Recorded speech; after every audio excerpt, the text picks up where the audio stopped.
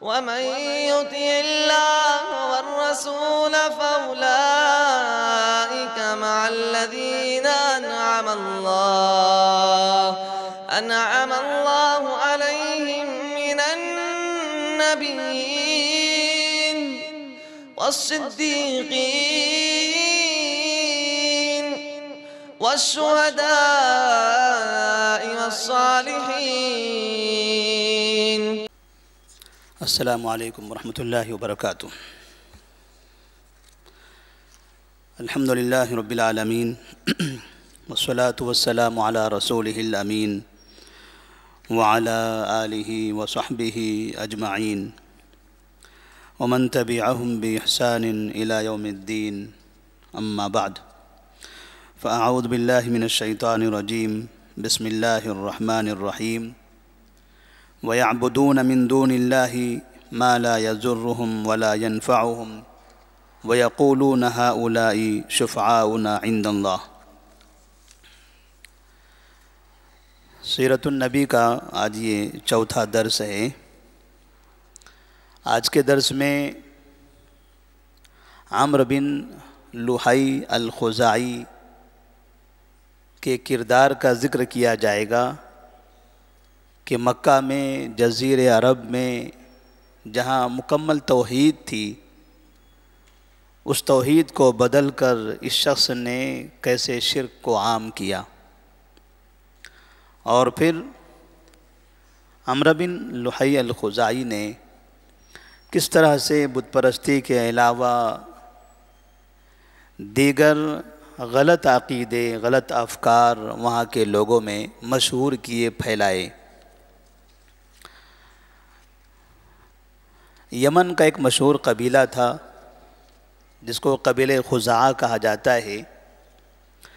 جس وقت اسماعیل علیہ السلام اور ہاجر علیہ السلام مکہ مکرمہ میں رہ رہے تھے تو وہاں یمن کے قبیلے آنے لگے. پانی تھا، رہنے کے لیے بہتر جگہ تھی. یمن کی جانب سے پانی کی تلاش میں، اچھی جگہ کی تلاش میں قبیلے کے لوگ نکلتے تھے. تو پہلے قبیلے جرہم آیا، اس کے بعد ایک دوسرا قبیلہ وہاں پر وارد ہوا جس کو قبیلہ خزاعہ کہا جاتا ہے. اس قبیلہ خزاعہ کا ایک مشہور شخص تھا جس کا نام تھا عمرو بن لحی. انتہائی دیندار شخص.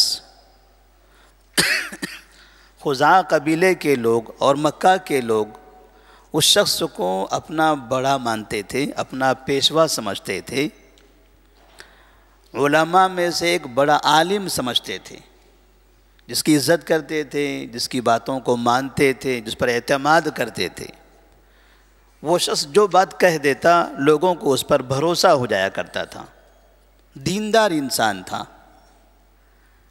ایک مرتبہ کا واقعہ ہے کہ وہ شخص مکہ سے ملک شام جاتا ہے اور وہاں اسے کہیں پر بت نظر آتا ہے جو بازار میں فروخت ہو رہے تھے، اور اسی طرح سے لوگ اس کی عبادت بھی کر رہے تھے. دماغ سے، ذہن سے اس نے سوچنے پر اسے ایسا محسوس ہوا کہ یہ اچھی چیز ہے. اسے وہاں سے اٹھا لایا اور مکہ میں آنے کے بعد کعبے کے اندر اس کو رکھ دیا. جو بت رکھا گیا تھا اس کا نام تھا ہبل. اور مکہ کے لوگوں سے اس نے کہا کہ یہ اچھی چیز ہے، اچھا میں نے ملک شام میں لوگوں کو اس کی عبادت کرتے ہوئے دیکھا ہے، اس سے بارش مانگتے ہیں، اس سے مدد مانگتے ہیں، آپ یہی کام کرو. لوگ پہلے سے اس شخص پر بھروسہ کرتے تھے. وہ انتہائی محترم انسان تھا اس قبیلے کا، اس شہر کا، لہذا لوگوں نے اس کی بات کو تسلیم کر لیا.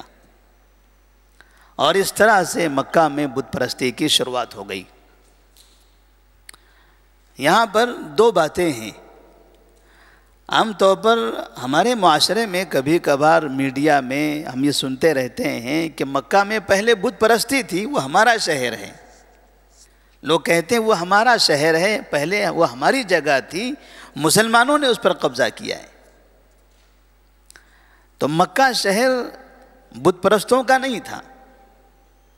مکہ شہر اہل توحید کا تھا، مسلمانوں کا تھا. عمرو بن لحی الخزاعی نے سب سے پہلے بت وہاں پر لایا اور وہاں سے بت پرستی شروع ہوئی۔ اس کا مطلب یہ ہے کہ وہ مکہ، وہ کعبہ، وہ گھر، وہ شہر پہلے مسلمانوں کا ہے، بت پرست بعد میں آئے۔ تو یہ کہنا کہ وہ ہمارا شہر ہے، بت پرستوں کا ہے، یہ غلط ہے۔ دوسری چیز، عمرو بن لحی الخزاعی یہ دیندار انسان ہے، متقی، پرہیزگار، عابد و زاہد انسان، قوم کا بڑا انسان، قوم جس پر بھروسہ کرتے، اطمینان جس پر قوم کو تھا، وہ انسان تھا۔ یہ شخص ملک شام جاتا ہے اور وہاں سے بت کو اچھا سمجھ کر لاتا ہے اور کعبے میں رکھ دیتا ہے۔ یہاں سے برائی شروع ہوتی ہے، شرک شروع ہوتا ہے۔ یہ سمجھ میں آتا ہے کہ کسی بھی مسلمان کو، چاہے وہ کتنا ہی بڑا ہو جائے، کتنی ہی بڑی فکر والا ہو جائے، کتنا ہی زیادہ نیک ہو جائے، کسی بھی چیز کو اس کا ذہن جو اچھا سمجھے وہ اچھا نہیں ہوتا۔ جس کو شریعت اچھا کہے وہ اچھا ہے۔ خیر وہ ہے جس کو نبی نے کہا ہے، جس کو نبی بتائے وہ خیر ہے۔ جسے آپ کا دماغ خیر کہے، جس کے آپ کا دماغ اچھا کہے، وہ اچھا نہیں ہو سکتا۔ فرق یہی ہوا کہ وہ شخص پہلے سے دین ابراہیمی پر عمل کرتا تھا، موحد تھا، نیک تھا، عابد و زاہد تھا، اللہ کے راستے پر چل رہا تھا۔ اس کے دماغ نے اس چیز کو اچھا سمجھا اور وہاں سے وہ بھٹک گیا۔ ہمارے معاشرے میں بھی ہم دیکھتے ہیں کتنی ایسی بدعات و خرافات ہیں جسے مسلمان اچھا مانتے ہیں کہ یہ اچھی چیز ہے، قرآن خوانی اچھی چیز ہے، یہ لوگوں کو کھانا کھلانا یہ اچھی چیز ہے، یہ راتوں میں جاگنا یہ اچھی چیز ہے، فلاں رات میں عبادت کرنا اچھی چیز ہے۔ اچھی وہ نہیں ہے جو آپ کو اچھا لگے، اچھی وہ ہے جسے سید المرسلین صلی اللہ علیہ وسلم اچھا بتائیں۔ اور جہاں آپ اپنے دماغ سے اچھا سمجھیں گے وہاں آپ گمراہی کے راستے میں چلے جائیں گے، جیسا کہ یہاں پر مکہ کے لوگ اور نبی کریم صلی اللہ علیہ وسلم سے پہلے یہ جو واقعہ ہوا تھا، ابراہیم علیہ السلام ملک شام سے آئے تھے، وہاں سے آ کر مکہ میں انہوں نے کعبہ تعمیر کیا، توحید کا مرکز بنا۔ اور اتفاق دیکھیے، شرک بھی ملک شام سے ہی آیا۔ ابراہیم علیہ السلام ملک شام کے تھے اور ملک شام سے شرک لانے والا یمن کا تھا۔ یمن کے قبیل خزاع کا وہ آدمی مکہ آتا ہے، مکہ سے ملک شام جاتا ہے اور وہاں سے بت لا کر پھر مکہ میں بت پرستی کو عام کر دیتا ہے۔ اس طرح سے عمرو بن لحی الخزاعی کی وجہ سے آہستہ آہستہ مکہ میں بتوں کا رواج ہو گیا، اور پھر وہاں پر مشلل نامی بحر احمر کے کنارے منات نامی ایک بت رکھا گیا، طائف میں لات نامی ایک بت رکھا گیا، اور وادی نخلا میں عزا نامی بت رکھا گیا۔ قرآن میں ان تینوں بتوں کا تذکرہ ہے، لات، عزا و منات۔ تین مشہور اور بڑے بت تھے، یہ بت وہاں رکھے گئے۔ اور پھر جیسے ہمارے پاس ہم دیکھتے ہیں کہ فلاں یہ درگاہ ہے، یہ بڑی درگاہ ہے، یہ چھوٹے چھوٹے ہیں اور یہ بڑے ہیں۔ ہمارے ملک میں ایک بڑی درگاہ ہے جہاں تقریباً ہندوستان، پاکستان اور دنیا کے کئی ملکوں سے لوگ آتے ہیں اس کی زیارت کے لیے، طواف کرنے کے لیے، سجدہ کرنے کے لیے، شرک کرنے کے لیے۔ تو ایسے ہی یہ تین بڑے بت وہاں پر رکھے گئے، ایک طائف میں، ایک وادی نخلا میں، ایک بحر احمر کے کنارے۔ مطلب یہ ہوا کہ پہلے مکہ میں شروعات ہوئی، پھر مکہ کے اطراف میں بھی بڑے بڑے بت اس کا ایجاد ہونے لگا۔ پھر یہی عمرو بن لحی الخزاعی دعویٰ ہے کہ اس کے پاس ایک جن ہوا کرتا تھا، اور اس کے جن نے اسے بتایا کہ جدہ میں نوح علیہ السلام کے قوم کے جو بت تھے، ود، سوا، یغوث، یعوق، نصر، وہ بت بھی یہیں ہوا کرتے تھے۔ لہٰذا عمرو بن لحی الخزاعی جدہ جاتا ہے اور جدہ میں جا کر وہاں کھدائی کرتا ہے، وہاں پر کچھ چیزیں اسے ملتی ہیں، اور پھر وہ حج کے موسم میں حاجیوں کے درمیان میں چھوٹے چھوٹے بت تقسیم کر دیتا ہے۔ علامہ صفی الرحمن مبارک پور رحمہ اللہ لکھتے ہیں کہ پھر ایک زمانہ ایسے آیا کہ تقریباً ہر گھر میں بت ہو گیا، جیسے آج بھی ہم دیکھتے ہیں تقریباً بت پرستی کرنے والے اپنے گھروں میں چھوٹے چھوٹے محرابوں میں بت رکھا کرتے ہیں، بڑے بھی ہوتے ہیں باہر، ان کے گھروں کے اندر محرابوں میں چھوٹے چھوٹے ہوا کرتے ہیں۔ اس طرح سے تقریباً ہر گھر میں یہ بت داخل ہو گئے۔ اب ان بتوں کے ساتھ یہ کیا کرتے تھے؟ مورخین لکھتے ہیں کہ وہ طواف کرتے تھے، سجدہ کرتے تھے، ان سے منت مانگتے تھے، ان کے ناموں پر جانور چھوڑ دیتے تھے۔ آج بھی بہت سی جگہوں پر یہ چیزیں نظر آتی ہیں کہ جانور کیا ہے، تو کہتے ہیں یہ بھگوان کے نام پر چھوڑ دیا گیا ہے، یہ عبد القادر جیلانی کے نام پر چھوڑ دیا گیا ہے، یہ فلاں جعفر صادق کے نام پر چھوڑ دیا گیا ہے، یہ فلاں کے نام پر فلاں پیر کے نام پہ چھوڑ دیا گیا ہے۔ کوئی اسے کھاتا پیتا نہیں، وہ ادھر ادھر پھرتا ہے، سب کو مارتا ہے، پریشان کرتا ہے، پورے محلے میں تکلیف۔ تو یہ جانوروں کو چھوڑنے کا طریقہ بھی سب سے پہلے عمرو بن لحی الخزاعی نے شروع کیا تھا مکہ مکرمہ کے اندر۔ اسی طرح سے کچھ کھانا کھیتی کا کچھ حصہ بھی وہ بتوں کے نام پر خاص کر دیتے تھے۔ یہ اس طریقہ بھی وہاں پر شروع ہو گیا۔ جب بت آئے تو بت کے جو لوازمات تھی وہ لوازمات بھی شروع ہونے لگے۔ جیسے بتوں کے نام پر کھانا رکھتے ہیں، ایسے کچھ کھانا نکالا جانے لگا، کچھ کھیتیاں ان کے لیے خاص کی جانے لگی کہ یہ بتوں کے لیے یہ فلاں بت کی کھیتی ہے، یہ اناج، یہ 2 تھیلے اناج ہے، 1 تھیلا ہمارا، 1 تھیلا یہ فلاں بت کا ہے۔ اس طرح سے یہ چیز کی شروعات ہو گئی۔ قرآن مجید نے اس قوم کے بارے میں لکھا ہے کہ وَيَعْبُدُونَ مِن دُونِ اللَّهِ مَا لَا يَضُرُّهُمْ وَلَا يَنْفَعُهُمْ وَيَقُولُونَ هَؤُلَاءِ شُفَعَاؤُنَا عِندَ اللَّهِ۔ کیا فائدہ تھا ان بتوں کی عبادت کا؟ کیوں ان کا طواف کرتے اور سجدہ کرتے؟ وہ یہ کہتے ہیں کہ یہ جو بت ہیں یہ حقیقت میں ہمارے خدا نہیں ہے، ہمارا خدا تو وہ ہے، ہمارا خدا اللہ ہے۔ یہ بت، یہ منات، لات، عزا، یہ ہمارے خدا نہیں ہے۔ ہؤلاء شفعاؤنا عند اللہ، یہ اللہ کے پاس ہمارے سفارشی ہیں، ہم ان کے پاس جاتے ہیں، یہ اللہ کے پاس ہمارے لیے سفارش کرتے ہیں، یہ خدا نہیں ہے ہمارے۔ اس کا مطلب یہ ہوا کہ مشرکین ان بتوں کو خدا نہیں مانتے تھے، ان بتوں کو سفارشی سمجھتے تھے اور خدا اللہ کو مانتے تھے۔ اس لیے قرآن مجید میں ہے، جب ان سے پوچھا جائے بتائیے تمہارا خدا کون ہے، کس نے تم کو پیدا کیا ہے، کون ہے آسمان سے بارش برسانے والا، کون ہے تمہیں روزی دینے والا، فیقولون اللہ، تو وہ کہتے ہیں اللہ ہے، اللہ ہے یہ سب کرنے والا۔ پھر ان کی عبادت کیوں کرتے ہو؟ تو کہتے ہیں ما نعبدهم الا ليقربونا الى الله زلفا، ہم ان کی عبادت کیوں کرتے ہیں؟ اس وجہ سے کہ یہ ہم کو اللہ سے قریب کرتے ہیں۔ یہ فکرہ دیکھیے قرآن مجید میں جس کا ذکر کیا گیا ہے، یہی فکرہ آج مسلمان جو قبر پرست ہے ان کا بھی ہے۔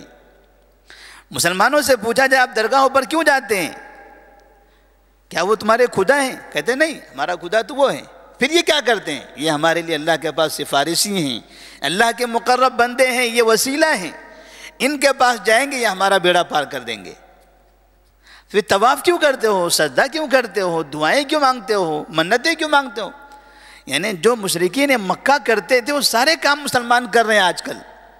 وہی بہانہ ہے کہ یہ ہمارے خدا نہیں ہے، خدا ہمارا اللہ ہے، لیکن یہ ہمارے لیے سفارشی ہیں، وہ وسیلہ ہیں۔ اسی طرح سے مشرکین مکہ کے درمیان میں کاہن، نجومی، عراف، ان چیزوں کی بھی شروعات ہو گئی۔ یہ ستارے دیکھ کر حالات کے بارے میں خبر دینے والے، آدمی کو دیکھ کر اس کے گھر کے حالات بتانے والے۔ کوئی جائے ان سے پوچھے کہ میری گاڑی چوری ہو گئی ہے، بابا جی بتائیے کہاں ہیں؟ تو بابا جی کہیں کہ جائیے فلک نما پی ایس کے سامنے رکھی ہوئی ہے، جائے چندران گٹے کے برج پر کھڑی ہوئی ہے۔ یعنی اس طرح سے بابا جی باقاعدہ پتہ بتا دیتے ہیں۔ یہ جو طریقہ ہے، یہ طریقہ بھی مشرکین مکہ کے اندر وہاں پر شروع ہو گیا۔ حتیٰ کہ کسی انسان کا قتل ہو جاتا تھا تو ان کا یہ عقیدہ تھا کہ جب تک کہ مقتول قاتل سے بدلہ نہیں لے لیتا ہے تب تک کہ مقتول کی روح کو سکون نہیں ملتا ہے۔ روحوں کے بھٹکنے کا جو رواج ہے، جو فکرہ ہے، جو عقیدہ ہے، وہ مسلمانوں میں بھی ہے۔ تو کہتے ہیں کہ مقتول کی جو روح ہوتی ہے الو کے اندر جا کر بیٹھ جاتی ہے، اور جب تک کہ قاتل کا بدلہ نہیں لیتی تب تک کہ وہ روح بھٹکتی رہتی ہے۔ اسی لیے ہم دیکھتے ہیں فلاں شخص فلاں درخت کے پاس سے جا رہا تھا، اس کے اوپر وہ آ گیا۔ کون آ گیا؟ تو کہتے ہیں وہ آ گیا جس نے وہاں پر خودکشی کیا تھا، فلاں جگہ پر گیا ہوا تھا، وہاں پر اس پر سایہ ہو گیا۔ کس چیز کا سایہ ہو گیا؟ اس لیے کہ اس گھر کے اندر سلنڈر پھٹا تھا، ایک آدمی جل کر مرا تھا، اس کی روح اس کے اندر آ گئی۔ یہ مسلمانوں کے درمیان عقیدہ موجود ہے، یہ مشرکین مکہ میں پھر شروع ہو گیا۔ تقریباً جیسے بت پرستی شروع ہوئی اس کے بعد یہ ساری چیزیں ان کے اندر داخل ہونے لگی، لیکن دین ابراہیمی موجود تھا۔ جیسا کہ ورقہ بن نوفل کے بارے میں ہم نے سنا ہے، نبی کریم صلی اللہ علیہ وسلم جب غار حرا سے واپس آئے، خدیجہ رضی اللہ تعالیٰ عنہ سے کہا میں گھبرایا ہوا ہوں، میں ایک عجیب چیز دیکھی ہے۔ تو انہوں نے ورقہ بن نوفل کے پاس لے جا کر ان سے بات کی۔ ورقہ بن نوفل عابد و زاہد انسان، دین ابراہیم پر قائم انسان، ان کے پاس شرک نہیں تھا، بت پرستی نہیں تھی۔ یعنی ایسی حالت میں جب کہ مکہ میں بت پرستی شروع ہو چکی تھی، بہت سے خرافات تھے، اس زمانے میں بھی چند ایسے افراد موجود تھے جو بت پرستی سے پاک تھے۔ انہی میں سے ابوبکر صدیق رضی اللہ تعالیٰ عنہ بھی ہیں۔ انہوں نے کہا کہ میں نے اپنی زندگی میں کبھی بت پرستی نہیں کی، کبھی کسی بت کے سامنے سجدہ نہیں کیا، نہ شراب کو میں نے ہاتھ لگایا ہے۔ کفر کی حالت میں زمانہ جاہلیت میں بھی یہ لوگ یہ بت پرستی سے پاک ہوا کرتے تھے۔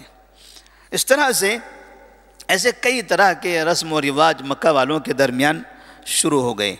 ان حالات میں اللہ تبارک و تعالیٰ نے پھر نبی کریم صلی اللہ علیہ وسلم کو مکہ مکرمہ کے اندر مبعوث فرمایا۔ انشاءاللہ آگے کا جو سلسلہ ہوگا بعد کے درس میں بتایا جائے گا۔ اللہ سے دعا کہ اللہ تبارک و تعالیٰ ہم تمام کو ہر طرح کے شرک سے، بت پرستی سے، قبر پرستی سے محفوظ رکھے، نبی کریم صلی اللہ علیہ وسلم کی سنت پر عمل کرنے کی توفیق عطا فرمائے۔ السلام علیکم ورحمۃ اللہ وبرکاتہ۔